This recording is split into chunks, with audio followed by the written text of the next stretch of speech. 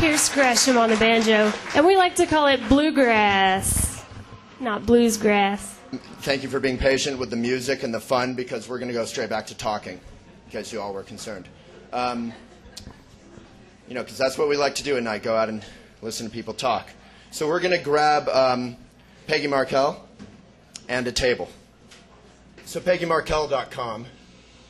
You, I understand, do slow food tours in Sicily, Morocco, Tuscany, and your home is here. And the first thing I wanted to ask is if you have anything up your sleeve that you'd like to jump into. And the second thing I'd love to ask is what is slow food? Oh, boy. Okay. And speak right into the mic, because I think it's something I'm not doing. I asked Waylon to get a table here because following Sensei's suggestion, manners are really important, especially when you talk about food. So with Waylon's cup on the floor, I thought he needed a table so that he could be properly welcomed, and so could I. Food is an important thing, and it's not just about the food itself. I loved what Sensei said about your heart. It's really important when people come over that you make them feel welcome. It's as important as the food. And your table should be set. Even if your food isn't all the way ready, you can at least welcome them. They know you're welcome when you walk in the door. And whatever you have then to serve them will come sort of, we could say in Italian, piano piano. That means slowly. So that could bring me an introduction to slow food. Well, thank you. So I think I might start actually by seeing if anyone out here has a question for Peggy, so that it's not just the dumb me show. Does anyone out here have something they'd... Favorite meal you've eaten recently? Recently? What's your favorite meal you've eaten recently, is asked. God, that's like scanning through a computer in a way. Last 5 days. In the last 5 days? Well, I could say, and I mean this in all honesty, it was a meal in my house that I ate with friends, that I prepared for friends that gathered here under sort of challenging circumstances. A friend of theirs became ill, and they flew in from around the world to be with him. And they wanted to gather somewhere, so they chose my house to gather.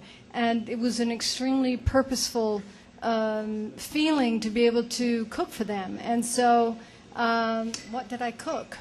I made a really sort of strong bean soup that was very nourishing because they came from far away. And Anasazi beans. I called it actually an Anasazi bean ribollita. Ribollita is a very nourishing soup that they eat in Tuscany that has dark greens and called cavallo nero, and it has beans, it has vegetables. It's sort of like a minestrone bread soup with beans. That's what it is. So it was the situation that made it a good meal for me. I think that's why, for me personally, and I'm a bachelor in the most cliche of senses. I am an environmentalist, so I have my organic frozen pizza, and I eat standing up in the kitchen my barely washed organic apple. But that's about as good as I get, and I've known Peggy for years, and she's tried to work with me, and I really haven't improved. But what I have really appreciated, and why I think Peggy is really an amazing figure, and I feel very like it's a pleasure to be able to introduce her to more people, is she's the ultimate sort of hostess. And I think there's a sort of magic. Slow food is really about community and about tradition, about Saturday morning going to farmer's market and knowing the farmers and knowing where your food came from and having an actual relationship from beginning to end. And slow food started in Europe as a reaction against what we call fast food. When McDonald's moved into France or Italy, now I'm going off into her territory. But what is amazing with her is one time I was over at her house, and I tell this story, I just told it last night actually, and I was, all about me, and I was moody, and I'm part Scottish, so I was in a bad mood, and it was, I was being a little boy wanting attention, and no one, of course, wanted to pay attention to me as usual, but it's a dinner party, and having one person like that brings down the whole atmosphere. And seeing how she related, many of us, we still operate in junior high land where if someone's uncool and in the corner and being awkward, we ignore them and we try and stay far away from them like they're kryptonite. And we focus on the cool people, the guy with the collar up and the coiffed blonde hair and the girl who wears pink and looks shallow and happy. Those are the people we want to hang out with. But the nerdy boys all alone, we don't pay attention to them. Peggy is the opposite. She actually focused in on me until I kind of opened up and relaxed and stopped bringing the whole energy down. And every one of her dinners has this really, it's like one of those J. Crew catalogs. Everyone's just hanging out, kind of loving life, and nothing's happening. So back to you. Well, that's too kind, Waylon. But, that is definitely part of it, and I think that is the spirit of feeding people, not only just, again, with food, but with the situation, with your home, and if you see somebody who's really not doing well, the whole purpose of having people there is for them to feel well.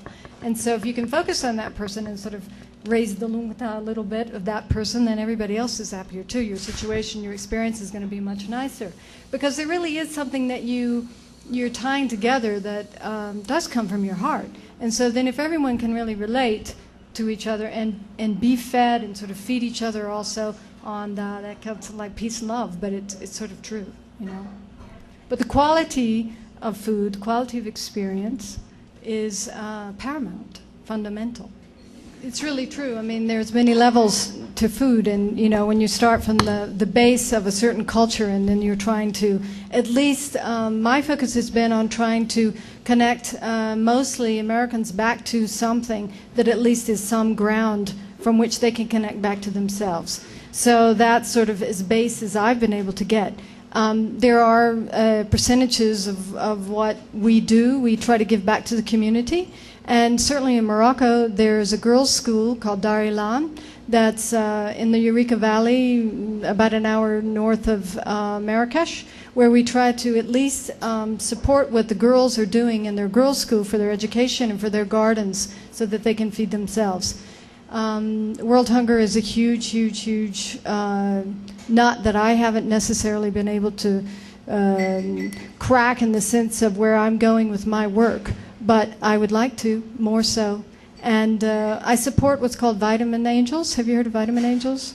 Vitamin Angels actually feeds, at this point, just vitamins, but in large quantity and very good quality to children who are going blind and have been affected by natural disasters, et cetera, et cetera. So there's really a lot more that I could do. It's a good question. And the Vitamin Angels thing, she's a humble lady, unlike some people we know. The Vitamin Angels, literally, children who don't get a certain nutrient for 2 years do go blind or get rickets or whatever it is. I knew more about it 2 years ago when we published an article on it and have forgotten most since. And Graham back here, Peggy's son, also works with Vitamin Angels and made that article happen. But it's amazing work. And they procure donations from large companies like Wild Oats, et cetera, and they literally ship like trunks full of these essential nutrients that are completely lacking in what. But as we know, I think the food situation has a lot more to do with politics and corruption and war than a lack of food. There's something like there's 30 times more food available that's trashed every year.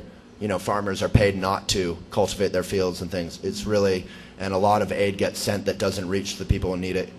So, I think people obviously need to do what they're doing and do more.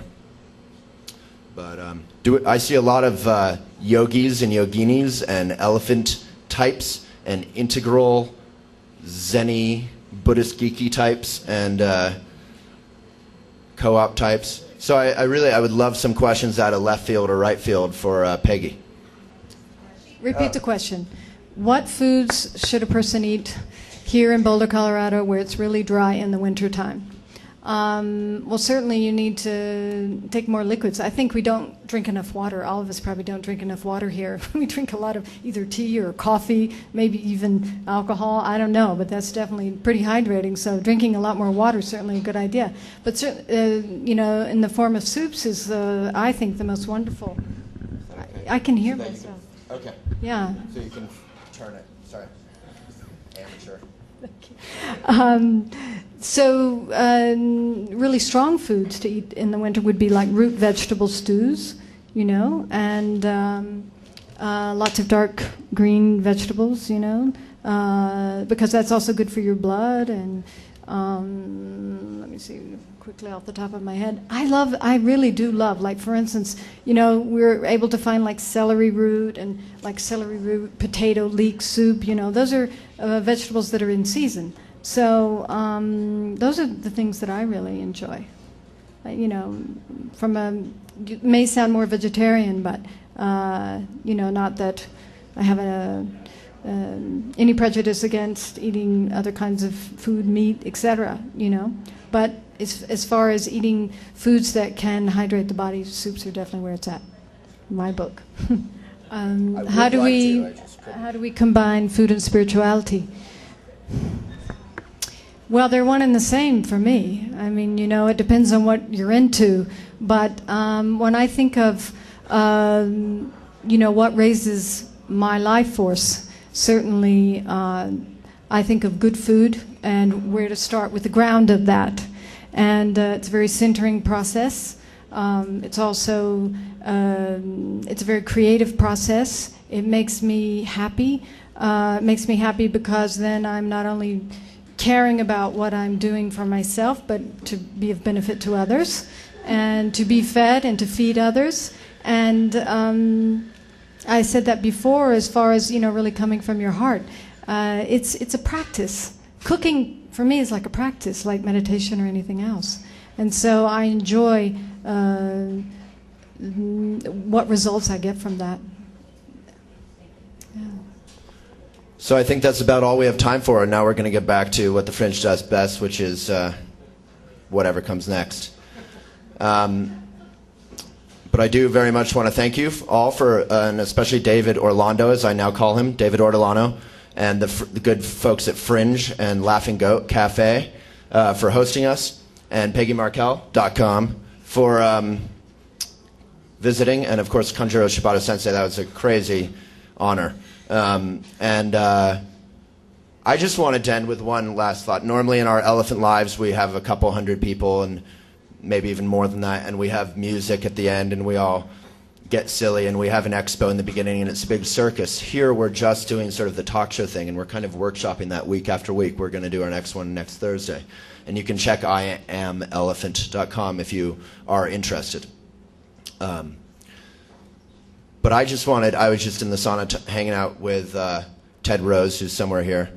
And before that I was talking with Dave Rogers, actually, formerly of The Onion, who works with Brian Patrick and others of us, and Peggy Markel last night. And I was saying that my favorite thing, I don't really pay attention to People magazine or magazines like that, but I read recently that Brangelina, that Brad and Angelina Jolie were asked when they were going to get married, and they said they were not going to get married until all people in the U.S. had the right to get married. And I was pretty impressed by that. Not impressed enough to go see Mr. and Mrs. Smith, but I just want to end with that thought, that we're in a country, I've been watching Ken Burns' series on baseball, we're in a country where we effectively have the Negro Leagues when it comes to civil unions and spousal rights. And while I've never probably preached to the converted more than I am at this very moment in the Laughing Goat Cafe in Boulder, Colorado, I think it's something that we can all get active on and kind of get engaged on and talk with those who might have very intelligent reasons why they might feel differently. And if you feel differently, I think, I'd invite you to engage in dialogue with all those knee-jerk liberals like yours truly. So thank you very much, and we've been live. Thank you, Waylon.